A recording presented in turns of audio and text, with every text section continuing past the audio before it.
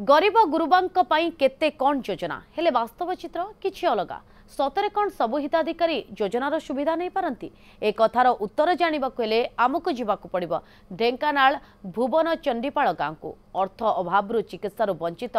प्रकाश महालिकंक जंत्रणामय जीवन संपर्क रे जानिबा। ढेंकानाल भुवन चंडीपाल गाँव प्रकाश महालिक स्त्री एवं चारि पिलांकु नै सुखे दुखे चलिथिला संसार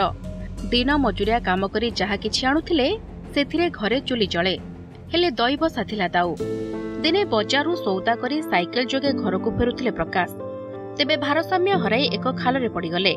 स्थानीय लोके तांकु उद्धार करी भर्ती करिथिले भुवन मेडिकल रे परे तांकु ढेंकानाल मुख्य डाक्तरखाना को स्थानांतर करा जायथिला। विकलांगा भलिया होइछन माँ भी विधवा तांको स्त्री भी तांको पुओ भी गोटे बड़ पुत्र भी से भी विकलांगा ए भलिया घर तांको भत्ता फत्ता किछि मिललानी कि आउ घर खंडे भी मिलुनी आज 3-4 वर्ष ला से पड़िलेनी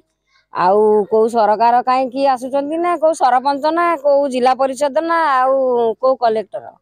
केही भी साहाय्य टिके करूनांती कि तार परिवार तार पुओटी अछि हैंडकप झियोटी एई दुख कष्ट रे मरि जाईची आउ बहुत कष्ट रे चलुछंती सेति मु सरकार को अनुरोध करूची जेमति कि आसिकरी तार किसी साहाय्य सहयोग सरकार तरफ मिलू। चिकित्सा पई परिवार लोके घरे जहा थिला बिकी भांगी पहुंचीथिले डाक्तरखाना रे मेरुदंड जनित समस्या कारणरू कटक स्थानांतर करागला प्रकाश को अस्त्रोपचार पई खर्च हेबो लक्षाधिक टंका जमी बाड़ी जहा थिला बिकी देले स्त्री तथापि नियंट हेला अर्थ बाध्य होई स्वामी को घर को नहीं आसिले औषध पई भी संबळ नाही 3 वर्ष हेलानी शଯ୍ୟାଶାୟୀ प्रकाश